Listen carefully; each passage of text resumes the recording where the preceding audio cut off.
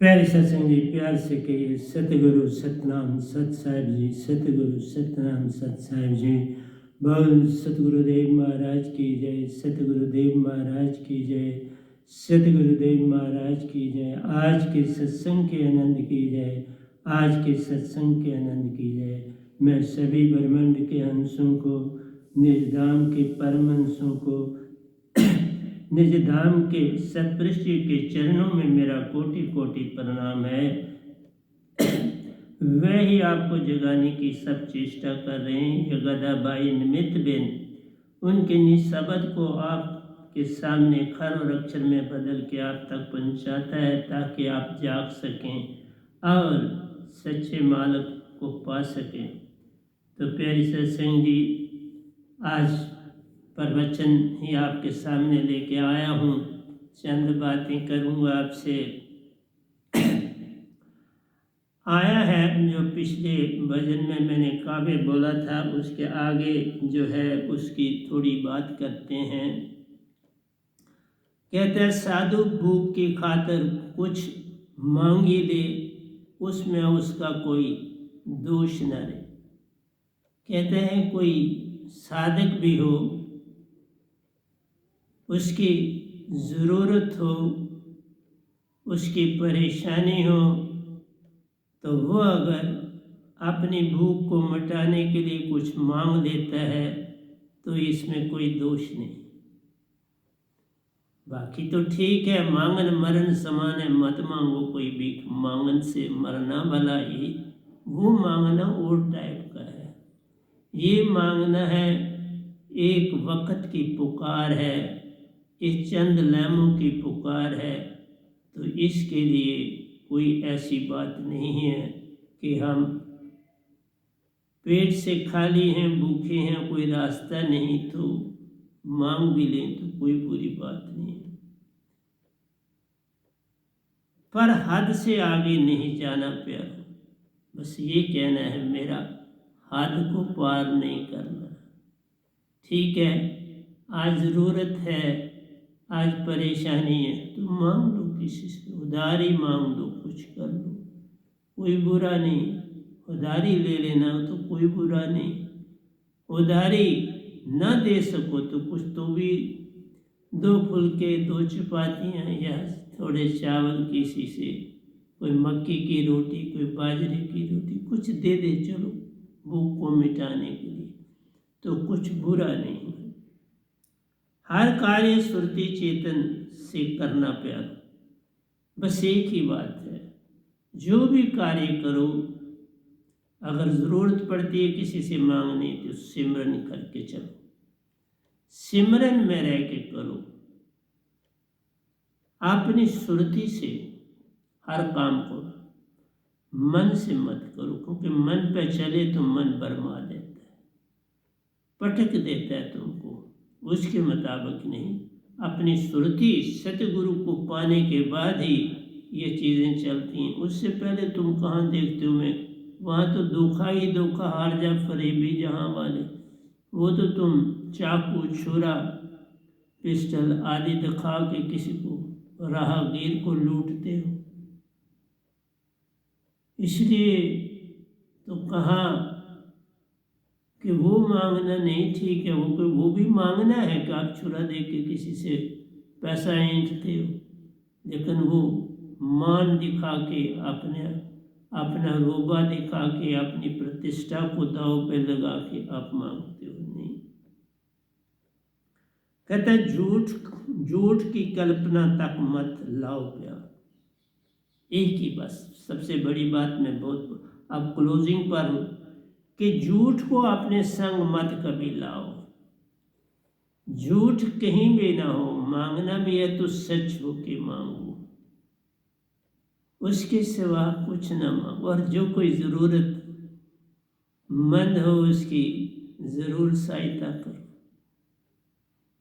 उसकी सहायता ना करोगे तो फिर कैसे चले। अभी पिछले दिनों न्यूज़ था कि एक बच्ची का बलात्कार हुआ, उसकी बुरी दशा कर दी गई, और 15 साल की बच्ची, और वो पनाह जगह जगह मांग रही है तो कहीं नहीं मिली, और आश्रम में, किसी आश्रम में जगह मिली। तो प्यारी सत्संग जी, ये भी तो नहीं न होना चाहिए। जो घटना आज किसी के साथ घटी है वो कल किसी और के साथ घटती है, ऐसा नहीं। तो ज़रूर सहायक बनना चाहिए। अगर दुख में सहायक नहीं बनोगे तो कब बनो। और यही तो संतों की, तभी तो संसार में ज़रूरत है कि वो इन चीज़ों पर रोशनी डाले। और जो सहायता नहीं करते वो कभी अपने अंदर झांकें कि उन्होंने क्या किया। वो कभी अपने आप को माफ़ नहीं कर पाते, लेकिन फिर भी जीते हैं, माफ़ नहीं कर पाते। तो ये जीना नहीं है। हम अगर किसी की सहायता ही नहीं कर सकते तो किस प्रकार का जीना, फिर क्या जीना।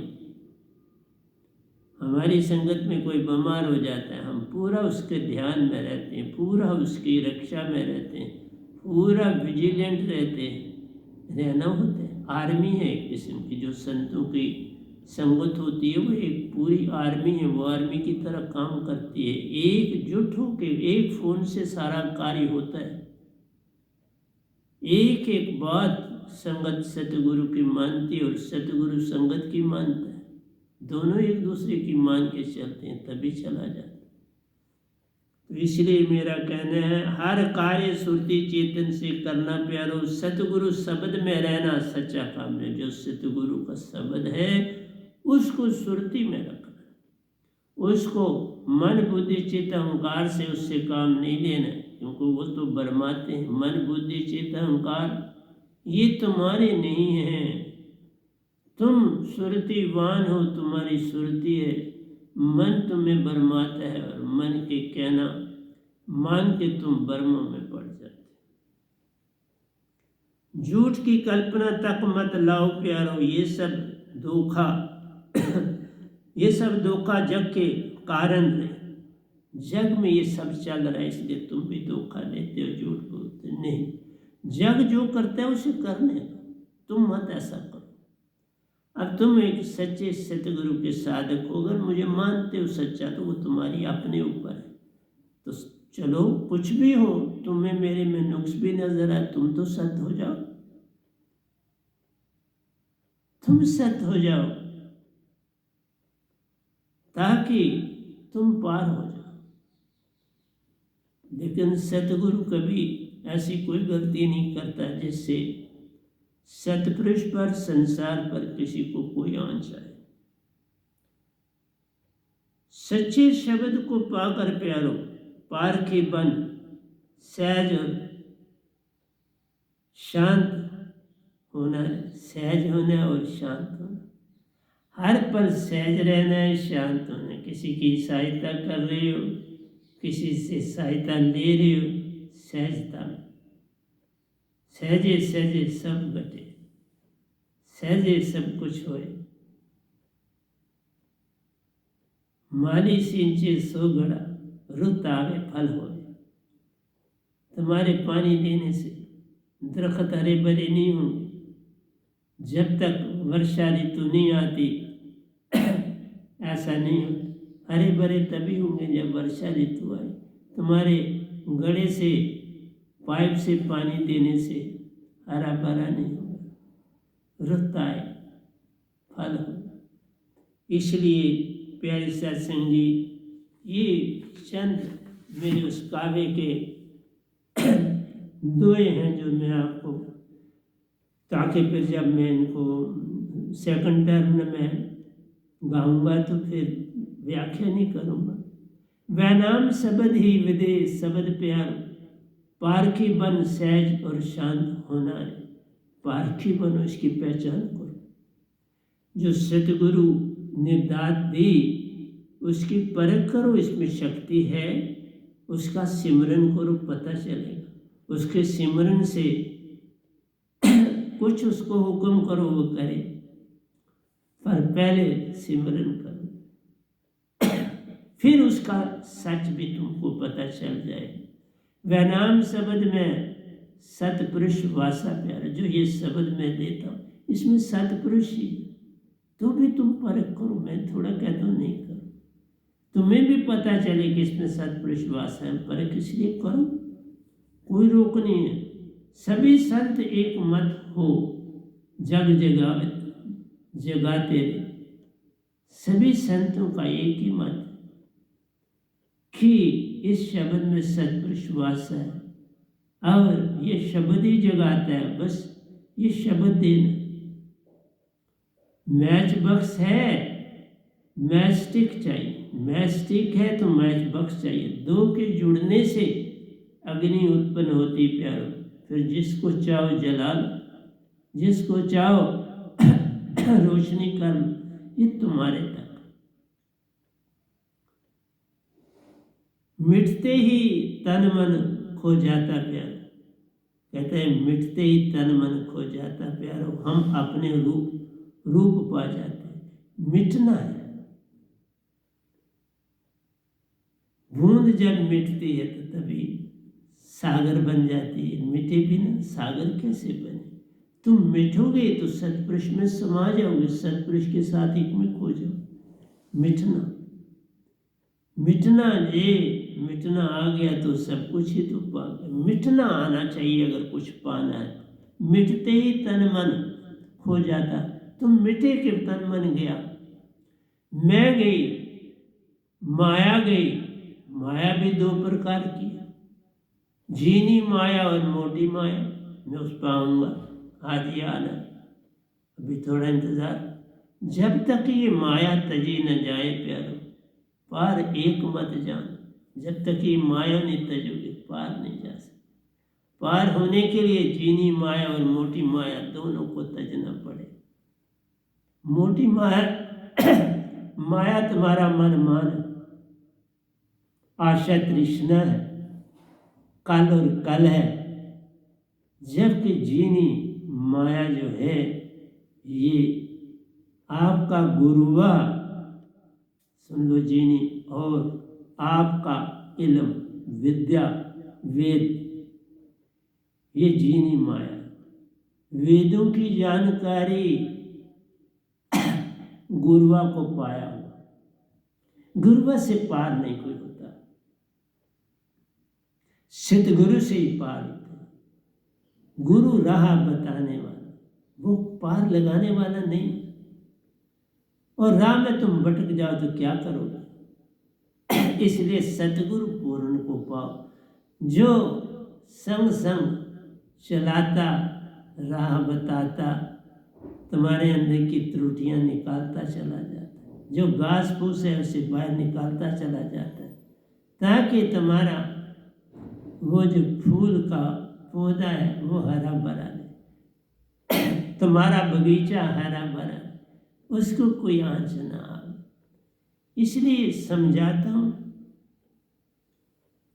चेतन सुरती महाचेतन का प्यारो पूरा पूरा संग पा जाती। मेरा शब्द पाने से तुम्हारी चेतना महाचेतना का संग पाती है, और हर समय चेतन रहती है। तो और क्या चाहती? इसमें क्या दो राय है? सतगुरु की बात मान सब लीजिए, सत्य असत्य विचार मत कीजिए। सतगुरु मेरा सूरमा कसकर मारा बाण, बाण अकेला रह गया, पाया पद निर्वाण। ये तो बाण है, इसको खा लो। इस बाण से खाओगे तो फिर निर्वाण मिल जाएगा, मोक्ष मिलेगा, उससे पहले नहीं मिलेगा। बिन बाण के सतगुरु बाण के मोक्ष नहीं मिलता। चेतन सुरती महाचेतना का प्यारो पूरा पूरा संग पा जाती रे। अब सतलोक में प्रवेशा प्यारो, सतपुरुष हंसा का हंसा के संग हो जाते हैं। सतपुरुष जो है हंसा के संग हो जाते हैं। वो सतपुरुष तुम्हें थोड़ा कभी धोखा देंगे, या सतगुरु किस बात के लिए धोखा दे, क्यों दे? क्या लेना है उसको? दो पैसे भी नहीं तुमसे लेने, तो धोखा किस बात का? हाँ, कोई पैसा लेता होता तो धोखा तुम कह सकते, कुछ लेता ही नहीं आपका, तुम्हें धोखा किस बात का?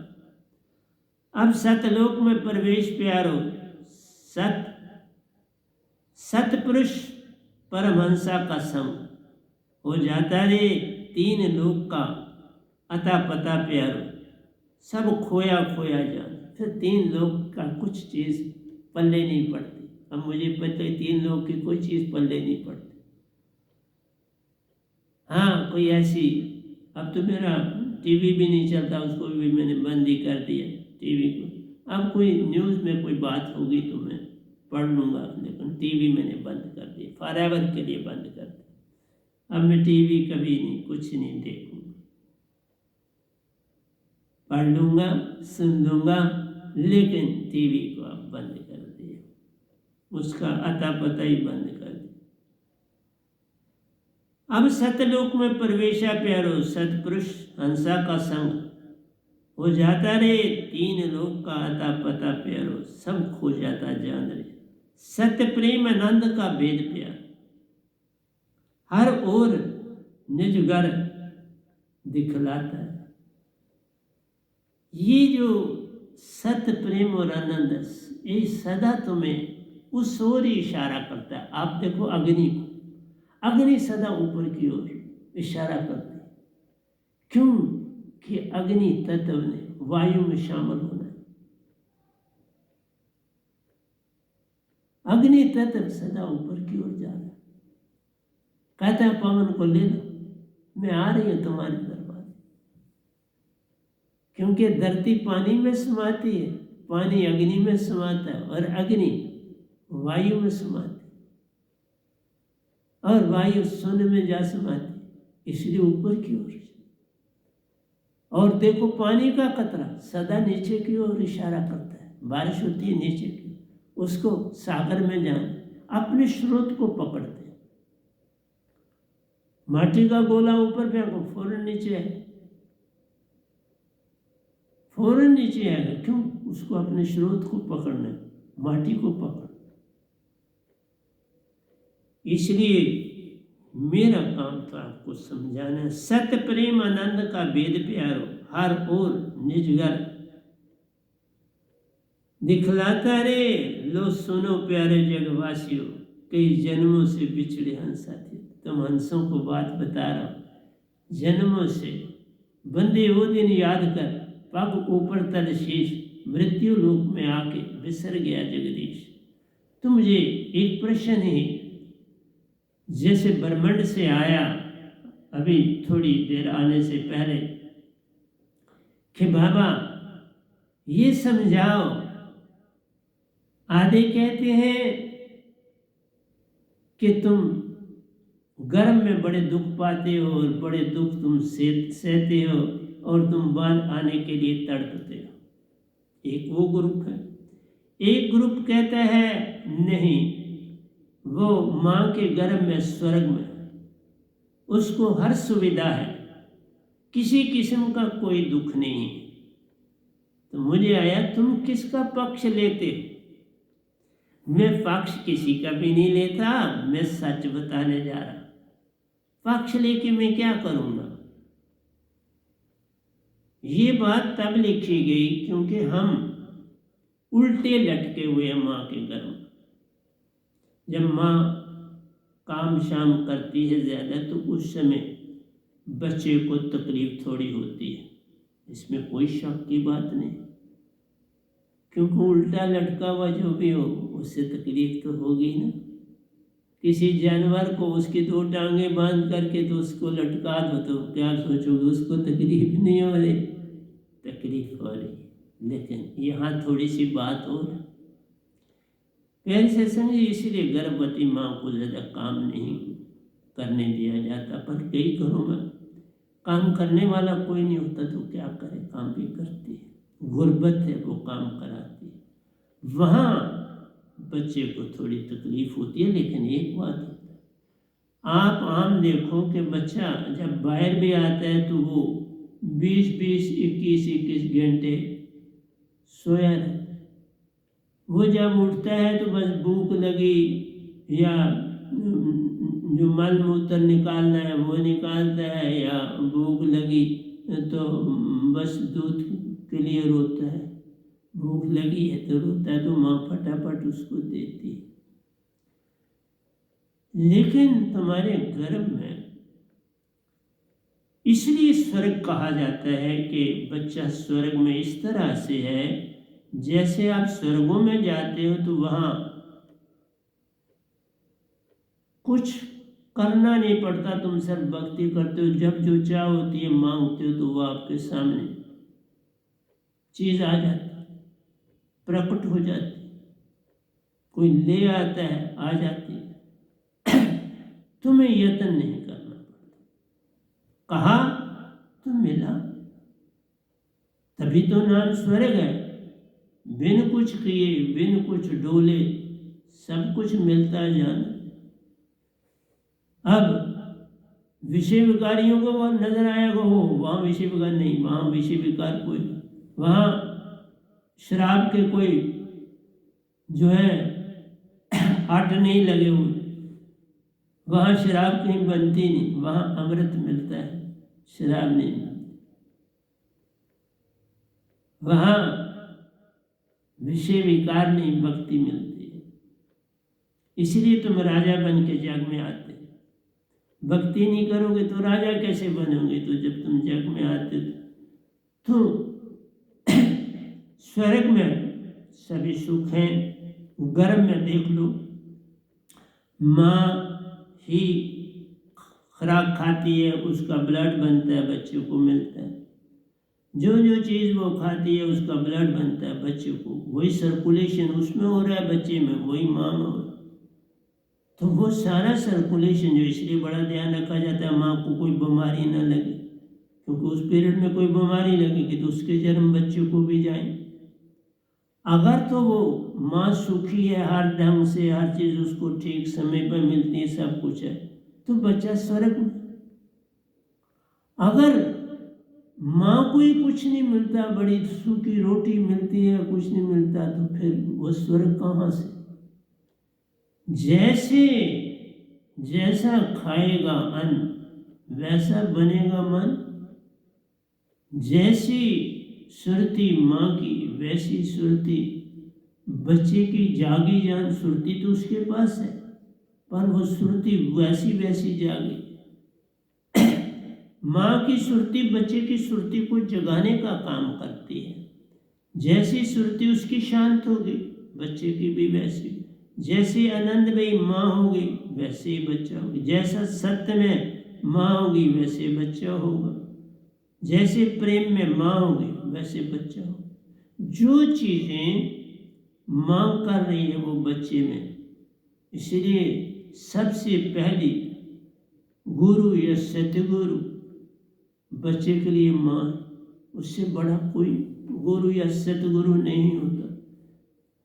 वही सब कुछ 9 महीनों तक सब कुछ मिल सकता है।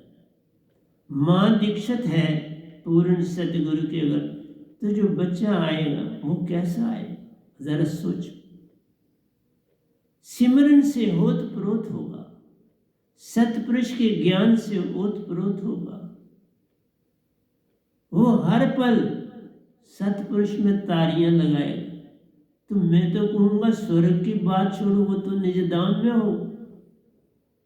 स्वर्ग में होना काल का दायरा, निज धाम में होना सतपुरुष का दायरा। काल के दायरे में गुरुआ साहिब,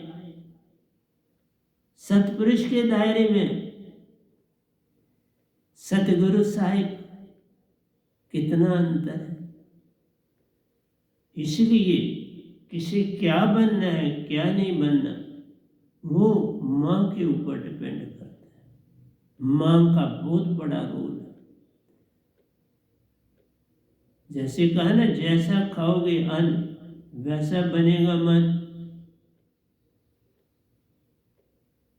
मन आगे ही बना हुआ है, तुम्हारे खाने से फर्क नहीं पड़ने वाला बाबा। मन ही ओंकार, मन ही निरंजन, मन ही अंदर बाहर जानिए। जब तक न मिली हो सच्ची दात प्यार, मन से बचाना एक, फिर मन से कोई नहीं बच पाता। वह नाम शब्द की दात मिलेगी तो तुम मन से बचोगे, और कोई रास्ता ही नहीं, कैसे बचोगे? इसलिए तुम्हारे अंदर 3 चीजें हैं, नरक भी है, जे माँ को कुछ खाने को नहीं मिलता तो नरक में है माँ भी और बच्चा भी।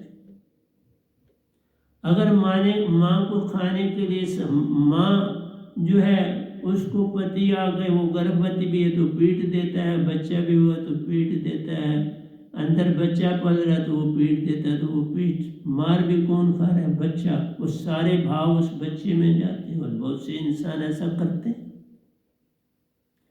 तो तुम्हारी इस माँ के ऊपर स्वर्ग और नरक और सतलोक डिपेंड करते हैं। माँ जैसी भक्ति करती है वैसे ही भाव बच्चे में उत्पन्न होते हैं। माँ पान की भक्ति करती है, मंदिर मस्जिद गुरुद्वारों में जाने वाली, तो वही भाव बच्चे में बने। सो बच्चा तो एक काची माटी जैसी शेप दे दे, तो ये माँ के हाथ में ही नहीं समाज के हाथ में। माँ क्या दर दर मांगती फिरेगी, मैं भूखी हूँ, उसका घर परिवार टॉलरेट करेगा नहीं करेगा, जैसी हालत होगी वैसे रहेगी। कभी भूखी सोएगी तो बच्चा भी भूखा सोएगा। इसलिए स्वर्ग होना या नरक होना ये सारा माँ के ऊपर डिपेंड करता है। तो मैं उत्तर क्या दे दूं? कुछ कह देते हैं स्वर्ग में, कुछ कहते हैं जी नरकों में। मैं कहता हूँ न स्वर्ग में है न नरक में, जैसा वातावरण मिलेगा बच्चे को वैसा ही बन जाएगा। तुम जो वातावरण माँ को दोगे वो वातावरण उस बच्चे को मिलेगा। माँ को सर्दी लग रही है तो बच्चे को भी सर्दी लग रही है, माँ को गर्मी लग रही है तो बच्चे को भी, माँ का पेट भरा है तो बच्चे को भी भरा है, माँ का पेट खाली है तो बच्चे। तो मैं कैसे फैसला करूं स्वर्ग और नरक का? इसलिए मैं दोनों के विरोध में हूं और दोनों के हक में भी। दो जोड़ दो वही बन जाए। वो सारी फैसिलिटीज माँ के पास होनी चाहिए जिससे बच्चे को कुछ और ना चाह की जरूरत पड़े, वो सफिशिएंट हो जो माँ उसको दे रही। पल पल सिमरन में जा रही, बच्चा सिमरन में जा रहा। पल पल सुंदर विचार बना रही, बच्चा सुंदर विचारों में जा रहा। पल पल खुश है, जो उसके पास आता है उसे खुशियां देता है तो बच्चा भी खुश है। बस इतना ही सी बात जान लो तो हो गया बच्चा।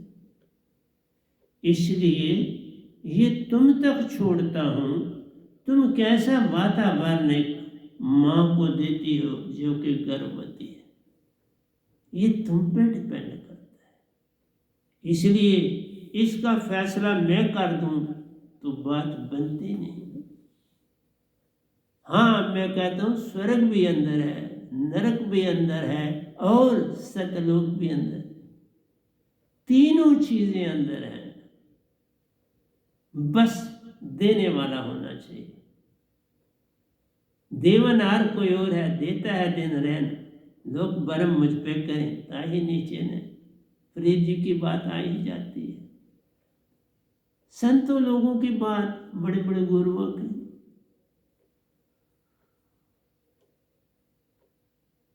रहीम जी ने क्या लिखा है, कहीं फरीद जी ने सुंदर लिखा है, कहीं रहीम जी ने, कहीं कबीर साहब ने, कहीं राम, सब ने अपने, कहीं रविदास जी ने, कहीं बाबा नानक ने, सभी महान हुए, कहीं ओशो जी ने। लेकिन मैं निर्णय तुम पर छोड़ता हूं क्योंकि इसका निर्णय है ही नहीं। ये उस वातावरण के ऊपर निर्भर है जो माँ को और बच्चे को मिलता है। माता के ऊपर निर्भर है वो किसकी शिष्य है भी कि नहीं। माता कितनी जागी हुई है उतना ही बच्चा जागे।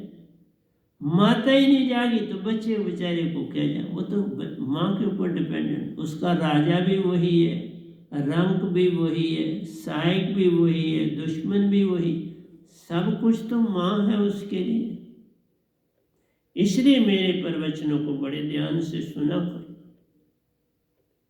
मैं कब तक ठीक रहता हूँ और आपको सत्संग दे सकता हूँ मैं भी नहीं जानता, पर ज़रा भी मैं ठीक हूँगा तो आपको सत्संग दे दूँ। कल 2 दिन से मैं कोई ठीक नहीं था, मैं सच बोलता हूँ आपसे, क्योंकि मेरे साधक अगर कहीं बीमार हो जाते हैं, कुछ होते हैं, तो मेरी सुरती उनकी तरफ जुड़ी रहती है।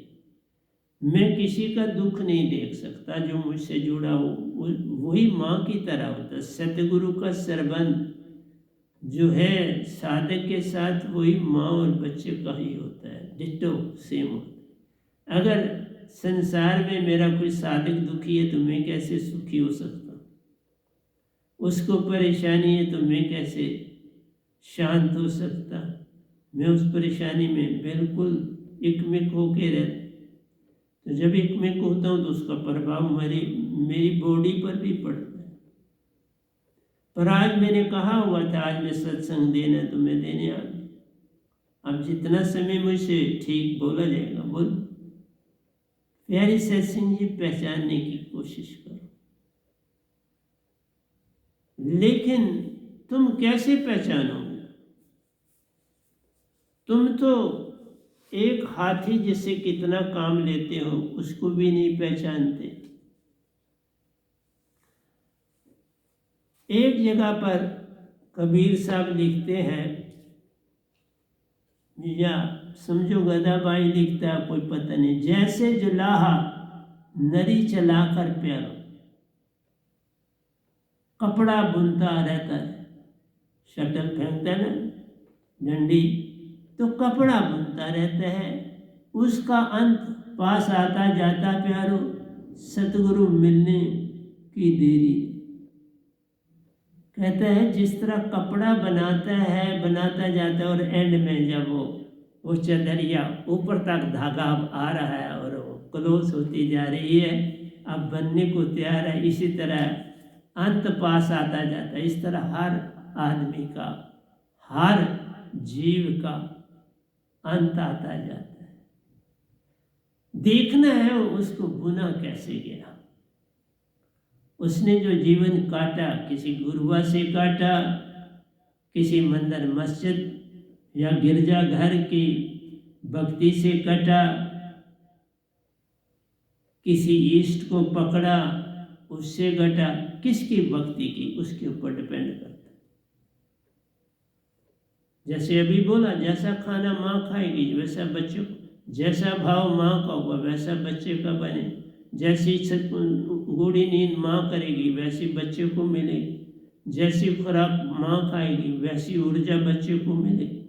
तो वो सारा डिपेंड तो अपनी माँ पर करता है, माँ ही सब कुछ है उसके लिए। उसको कोई पीट जाता है माँ को, तो वो प्रभाव बच्चे पर नहीं पड़ेगा, बच्चे को लगेगा कोई मेरे हृदय पर चोट मार रहा है, चोट पे चोट मार रहा है। उसकी हृदय की धड़कन बदलेगी, उसका भाव बदलेगा, उसके विचार बदलेंगे।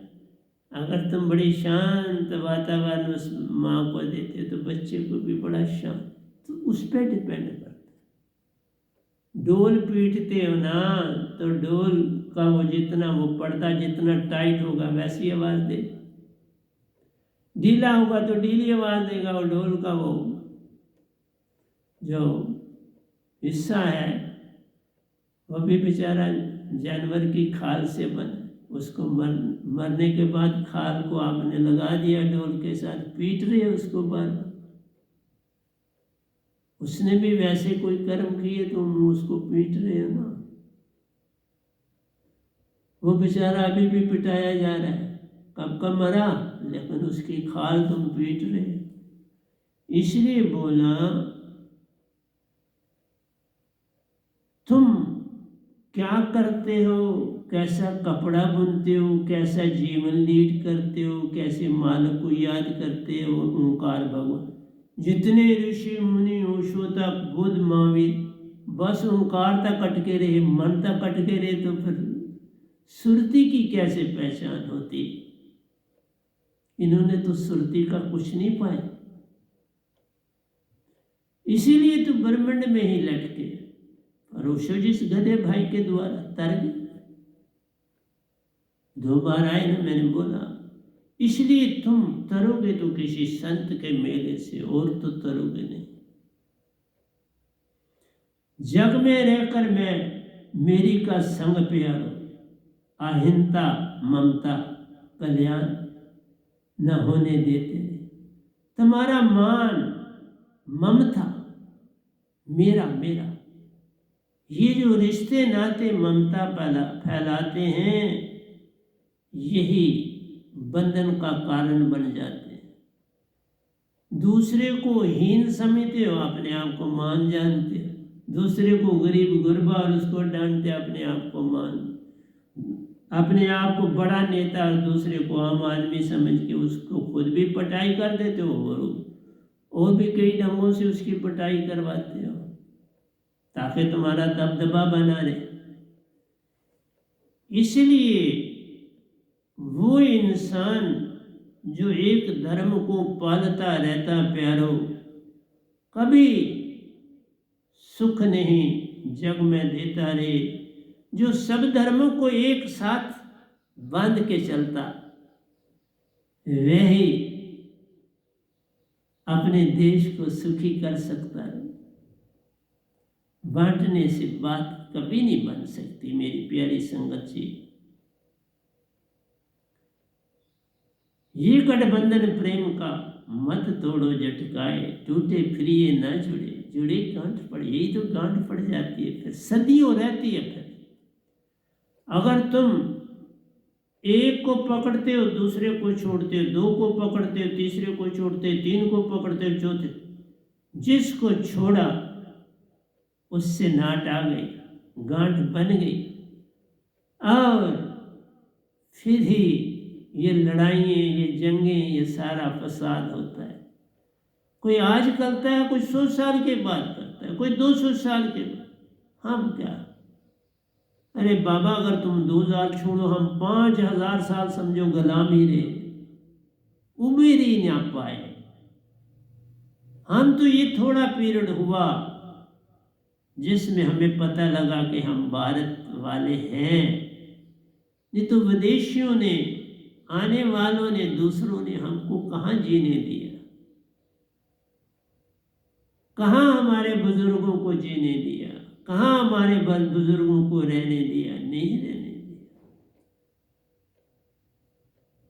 इसलिए मेरा है नहीं, बदले की भावना तब भी नहीं आनी चाहिए। एक जगह रुक के बराबरी आना ही पड़ेगा, आना ही चाहिए। भूल जाओ, भूलना ही अच्छी बात है, लेकिन ऐसा सब नहीं कर सकते। करें तो मिनटों में स्वर्ग, ना करें तो फिर वही जिसे हम क्या कहते हैं, हेल ही बना रहेगा, नरक ही बना रहेगा। नरक को स्वर्ग में बदलने का एक ही तरीका होता है, एक व्यवहार, एक विचार, एक सा आंख का देखना, एक जैसी छत्र छाया। जो पिछड़ा है उसे उठाना है, जो उठा है उससे कुछ पाना है। उठे से पाओ, पिछड़े को जगाओ और उसे भी पार लगाओ। ये तो अच्छी बात। हमारे भारत ने तभी उन्नति की, इस चीज का ध्यान रखा और रख रहे हैं, लेकिन कितना ये मैं नहीं कह सकता। 10 आने रखा, 9 आने रखा, 7 आने फिर बकाया होंगे, 10 आने रखा तो 6 आने अभी बकाया होंगे, 16 आने जब होगा तो फिर ही बात बनती है, उससे पहले क्या बन। हर एक को रोजी रोटी मिले, हर एक को कपड़ा मकान मिले, कोई भूखा ना सोए, हर एक को एजुकेशन मिले, हर एक स्कूल में जाए बच्चा। ये नहीं कि एक बच्चा पैदाइश से ही काम पर बापू के साथ माँ के साथ जा रहा है। उन बच्चों का इंतजाम होना चाहिए, पैदाइश से ही होना चाहिए।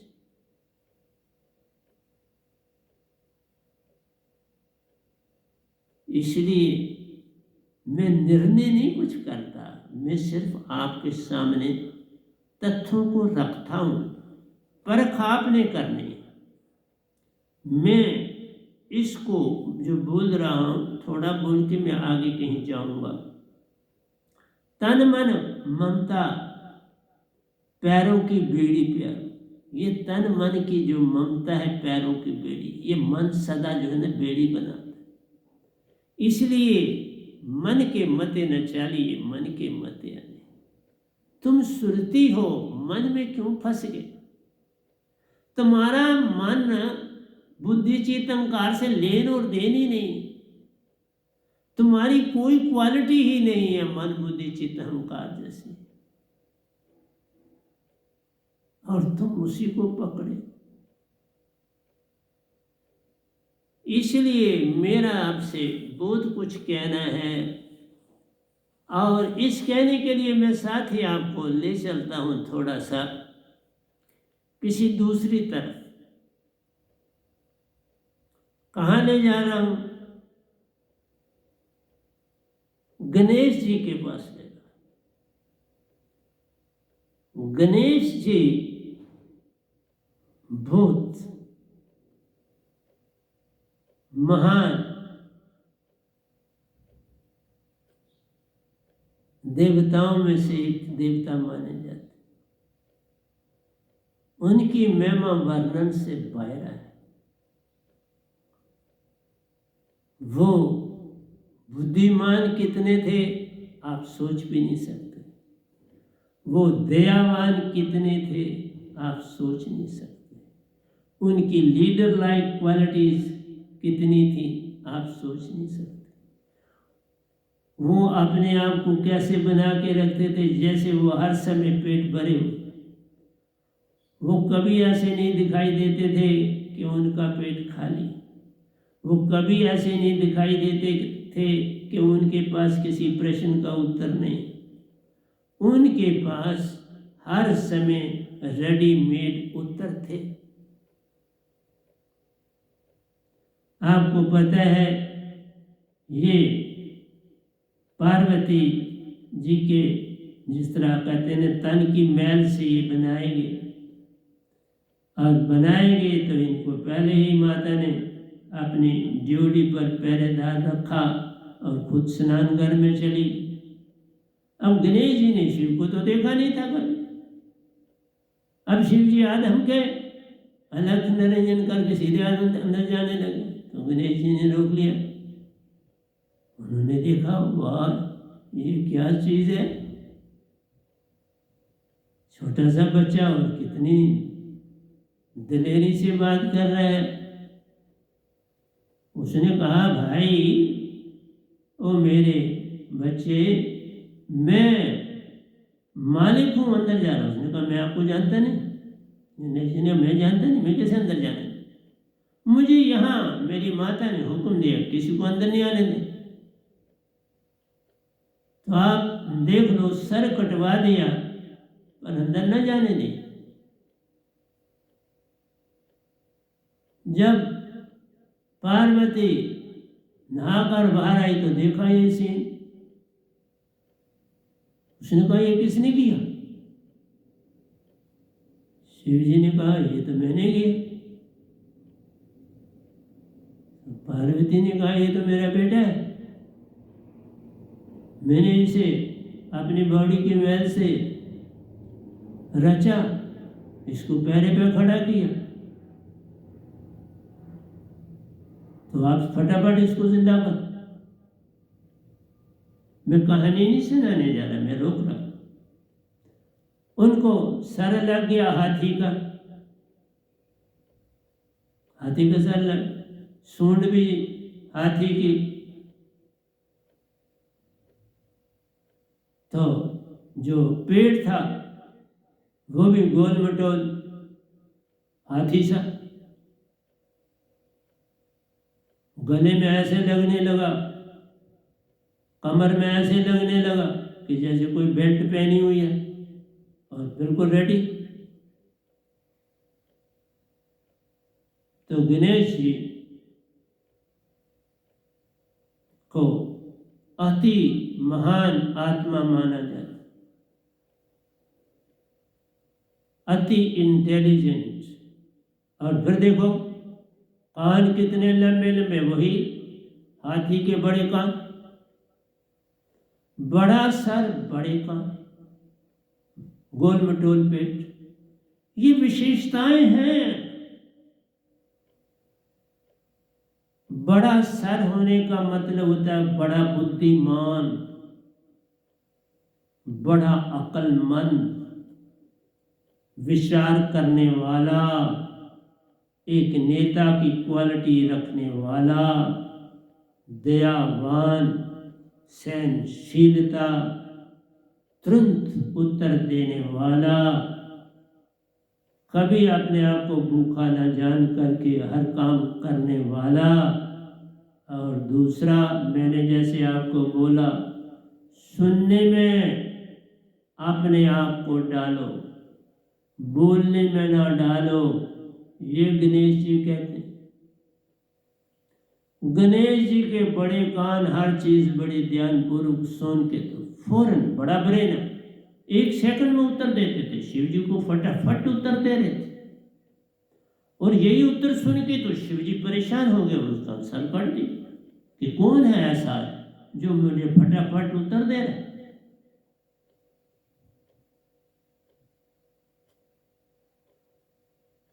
प्यारी सत्संग जी, लगा तो दिया वो सर हाथी का, लेकिन परेशानी मूल ले ली। बड़े कान, फौरन सुनना और सुन के फौरन उत्तर देना, क्योंकि बड़े कान सुनना भी बड़ा स्वच्छता से, ध्यान पूर्वक, बल्कि को सुरती पूर्वक सुनना और तुरंत ब्रेन से उत्तर दे। हर मसले का उनके पास हल था। आपको पता है, जब शिव जी ने कार्तिक और गणेश जी को कहा जाओ धरती की परिक्रमा करके आओ, गणेश जी अक्लमंद थे, चुपके से बैठ। कार्तिक जब निकल गया कमरे से बाहर हो गया, गणेश जी फट उठे और शिव जी की एक परिक्रमा करके फिर बैठ गए। शिव जी ने पूछा, भाई कार्तिक तो गया, तू क्यों नहीं गया? तुम क्यों नहीं धरती की परिक्रमा करने गया? उसने कहा कर तो ली, और क्या करनी? उन्होंने कहा कैसे की? उसने कहा साहब आपका एक चक्कर लगाया ना, आपके आगे पीछे एक चक्कर लगाया तो आप ही तो ब्रह्मांड हो। मैंने धरती छोड़ के पूरे ब्रह्मांड का चक्कर लगा दिया ना।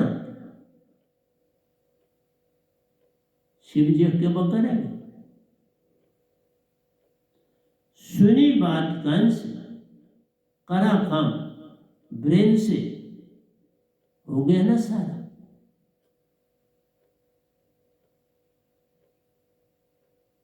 इतने चतुर, इतने बलवान, इतने शक्तिशाली, इतनी सूझबूझ रखने वाले, दृढ़ निश्चय वाले, समर्पण करने वाले, आज्ञा का पालन करने वाले, ये गणेश जी थे। तुम कहानियां उनकी पढ़ते, उनके अंदर जाने की चेष्टा करो। कहानियां नहीं करनी है, ये सर कहाँ से लगा, तुम्हें क्या लेना देना, पेट कैसे ऐसा हो गया, क्या वो छोटे क्यों, कद के छोटे, छोटी टांग, कारण क्या।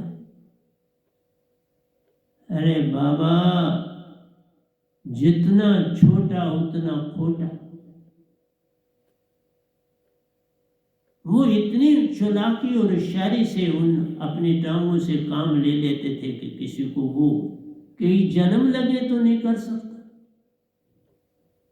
एक परिक्रमा ले गए तो बोल दिया, और जब भी कभी कोई चीज प्रकट करनी होती थी फौरन ध्यान में जाना और चीज प्रकट हो जाती थी।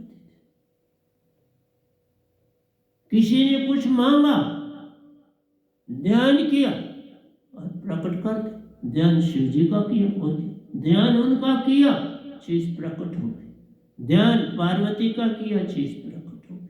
देखिए, तभी वो रिद्धि सिद्धि के नायक माने जाते। रिद्धि सिद्धि के नायक, नेता, नायक का मतलब नेता थे। वो बहुत बड़े नेता, उनके जीवन से नेतागिरी लोग कर रहे हैं बड़े बड़े। उनके जीवन से ये चीजें ली जा रही। और देखो जिस तरह 7 चक्कर है, देख गुदास्थान इनका चक्कर, जो रिद्धि सिद्धि के लिए, जो रिद्धि सिद्धि करते हैं इस गुदास्थान का ध्यान करके करते। गणेश जी का ध्यान करते हैं, गुदास्थान का ध्यान करते हैं, गणेश जी प्रकट हो जाते, रिद्धि सिद्धि हो जाती। तुम सर पर लगे हो, सर क्यों आया ये सोचना चाहिए। पेट क्यों हर समय गोल मटो। आपने देखा कभी भी गणेश जी 2 टांगों के भार पर नहीं बैठते थे, एक टांग पर बैठते थे, एक ऊंची रखते थे कि किस समय मुझे उठना पड़े तो फट उठ उनको। और वो हाथों का सहारा लेकर नहीं उठते थे, टांग का ही सहारा, जो टांग ऊंची रखी थी तो आधी पांव नीचे तो उसका गोडा ऊपर, दूसरी लिटाई हुई, तो गोडे से ही तो उठना है, फट गोडे से उठ जाते थे। और दूसरी टांग, हाथी भी यही काम करता। हाथी जब बैठता है कभी 2 टांगों पर नहीं बैठता, बस जब शेर की दाढ़ होती है तो गिर पड़ता है, फिर उठ नहीं पाता। ये बात, जो एक टांग पर बैठता है उसे उठने में कोई चिंता नहीं। बच्चा भी शुरू शुरू में जब थोड़ा थोड़ा बड़ा होता है तो वो एक पाँव क्लोज करके रखता है, एक आधा करके रखता है। जैसे बहुत सी लेडी जो ज्यादा काम फट उठना होता है, खाना भी कई बार खाते वो देखो एक टांग उन्होंने क्लोज किया, दूसरी ऊंची की और खाना खा रही है, क्योंकि किसी ने आवाज दी फट उठ जाती, ये ऑटोमेटिकली। पर तुमने कभी सोचा, तुमने सब चीजें हमारे हवाले कर दी, भाई ये तुम सोचा करो, हमने नहीं सोचना। पर फिर तुम ऐसा करके भूल जाते हो। जब हमसे सुनते हो 8-10 सत्संग, वो पहला भूल गए होते। भूलना ही तो सबसे बड़ी भूल। इसलिए बड़े कान का मतलब क्या है, गणेश जी बड़े ध्यान से सुनते थे और फौरन बड़ा क्विक निर्णय करते थे, क्योंकि ब्रेन बड़ा तेज था। श्रुति हर समय अंदर चेतन रहती थी, माया में श्रुति को पढ़ने ही नहीं देते थे। श्रुति पसी संसार में ता से पड़ गया दूर। एक टांग पर बैठना, दूसरी पे कभी बैठना ही नहीं, उठ खड़े हो जाना जब जरूरत पड़े। पेट ऐसा रखना कि सदा भरा हुआ, खाली है ही नहीं, उसको कोई जरूरत नहीं कि इस समय ये आप लोग लड्डू पेड़े खाते उनका नाम ले, वो कहाँ लड्डू पेड़े, वो लड्डू पेड़े देते हैं और तुम खाते। वो लड्डू पेड़े जो हैं वो एक नेतागिरी, एक भगत, एक गुरुआ, एक ऋषि, एक योगेश्वर के तौर पर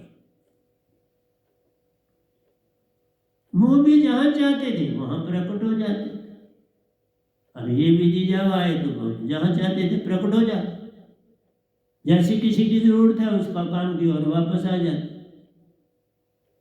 न पाए संग दोस्ती, न पाए संग वैर, बस ऐसा था व्यवहार गणेश जी का। न दोस्ती किसी से ज्यादा थी, न किसी से वैर तो वो करते ही नहीं थे। उन्होंने कार्तिक से भी नहीं कोई दोस्ती की, ये मेरा बड़ा भाई है तो मैं इसको ज्यादा मानूं, नहीं, अपने में मस्त रहे। और आपको और चीज बताऊं, हाथी में एक बहुत बड़ी सुंदर चीज, वो सारी जिस भी एरिया में रहते हैं सारे, जो कोई हाथी मर जाए बच्चा या कुछ, तो उसकी हड्डियां एक जगह इकट्ठी करते। फिर सवाल में एक दिन उनका ऐसा होता है जो अंदर से ही उनको आवाज आती है, उस दिन वहां सारे इकट्ठे होते हैं, उन हड्डियों की परिक्रमा करते हैं, फिर एक जगह इकट्ठे बैठ जाते हैं, थोड़ा दुखी होते हैं और फिर शाम को वहां से इकट्ठे आ जाते हैं। और वही एक दिन उन्होंने फिक्स रखा है।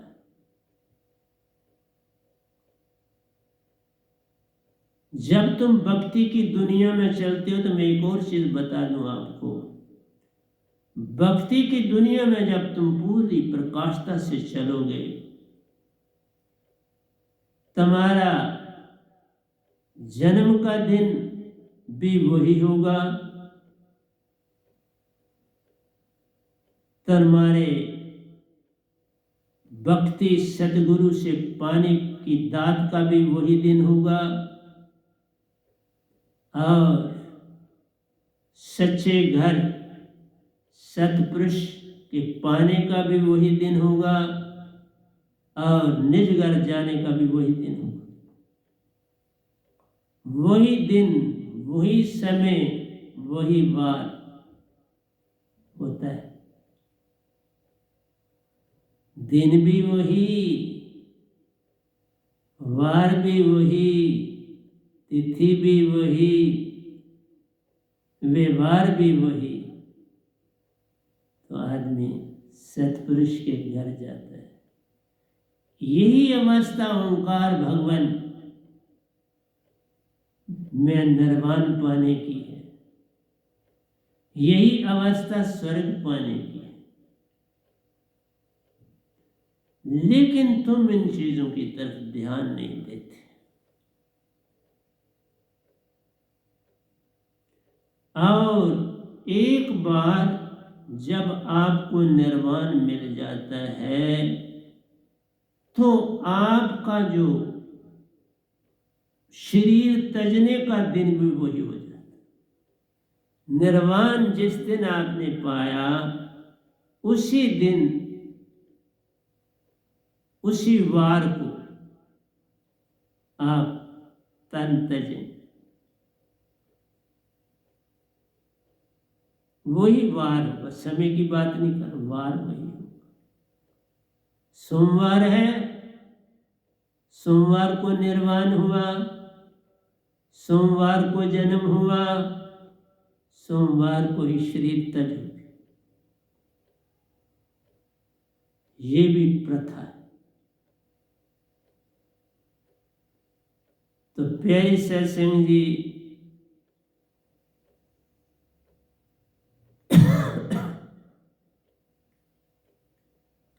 तो गणेश जी 7 चक्रों में सबसे पहले चक्र के मालिक, रिद्धि सिद्धियों के दाता है, सबसे जल्दी किसी की ख्वाहिश पूरी करते हैं। परंतु जो मांगने वाला हो उसका विश्वास उसकी श्रद्धा बहुत तीव्र होनी चाहिए, जो तीर की तरह चले और उन तक पहुंच जाए। उन्होंने भी जो काम किया जीवन में तीर के समान किया।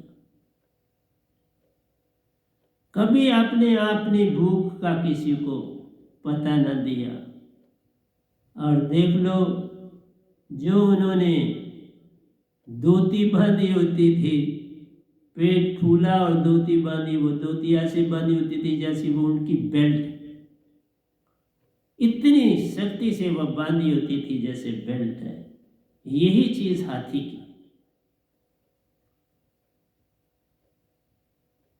और हाथी को भी मैंने आपको कहा, देखो बड़ी छोटी दुम,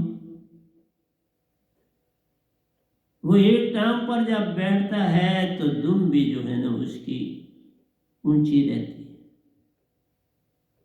और सूंड जो है वो पूरे नियंत्रण में रहती है। सूंड से वो वातावरण की पहचान कर लेता है।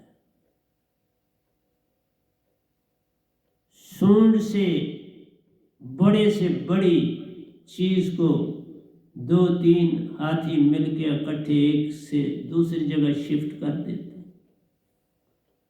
सूंड से लपेट लेते हैं उस चीज को, 2-3 इकट्ठे और फिर उठा लेते हैं और दूसरी जगह, दूसरे ट्रक, दूसरी जगह फेंक देते।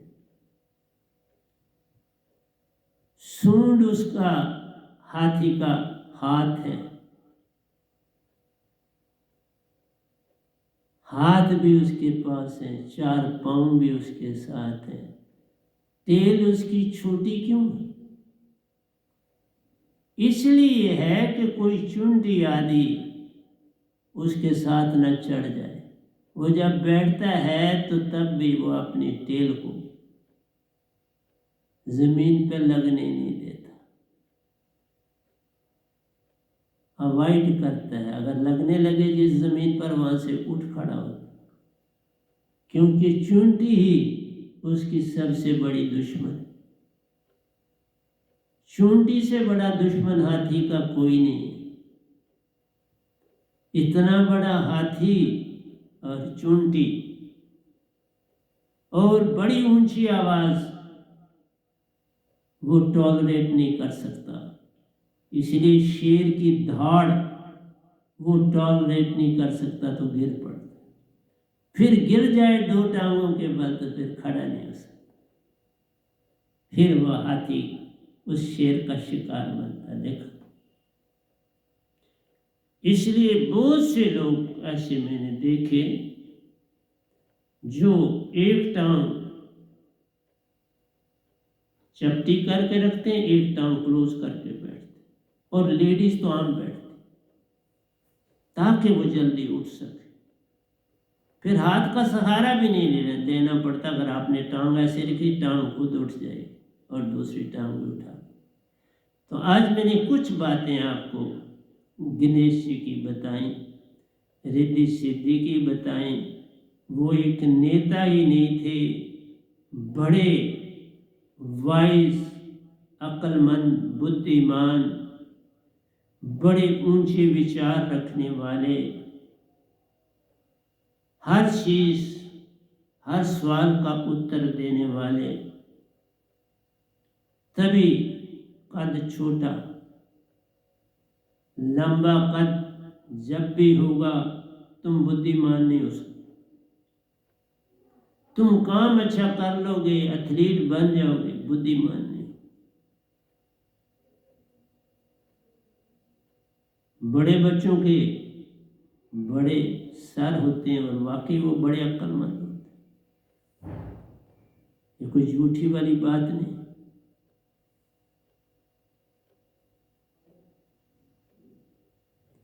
कोई भी चैलेंज गणेश जी कबूल कर लेते थे। इसी तरह हाथी देख लो, कोई भी चैलेंज कबूल कर लेता। सिर्फ देने वाला जो है उसको जानकारी होनी चाहिए हाथी को कैसे कमांड करनी,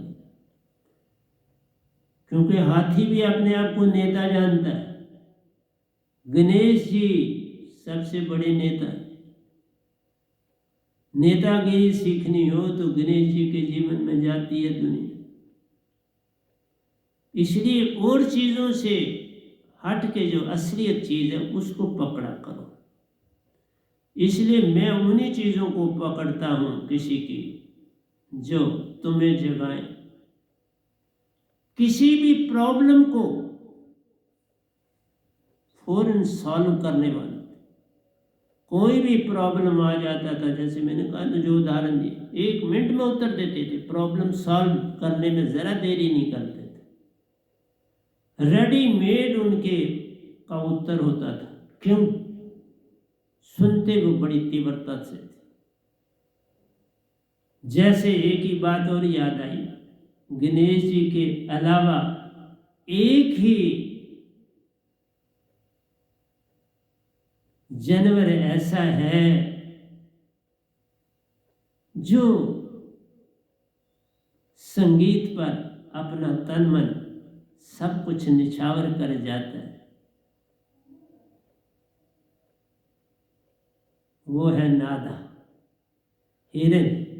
वो पर्टिकुलर हिरन जिसके अंदर कस्तूरी होती है, जिसकी नाभि में कस्तूरी होती है, प्यारी सच। वह बंसरी की तान को सुन के रह नहीं सकता।